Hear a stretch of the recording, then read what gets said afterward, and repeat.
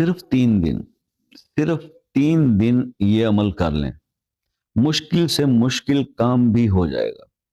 مشکل سے مشکل کام جو آپ سمجھتے ہو کہ یہ مشکل ہے، ناممکن ہے، ہو نہیں پا رہا، صرف 3 دن آپ یہ عمل کر لیں۔ اور کرنا کیا ہے؟ بہت ہی آسان، بہت ہی آسان۔ 3 دن آپ نے ہر نماز کے بعد، پہلے ہر نماز کے بعد 3 بار درود ابراہیمی پڑھیں، 11 بار یا حیو یا قیوم پڑھیں، پھر 11 بار ایاک نعبد و ایاک نستعین پڑھیں، اور پھر 11 بار یا حیو یا قیوم برحمتک استغیث پڑھیں، اور پھر 3 بار درود ابراہیمی پڑھیں۔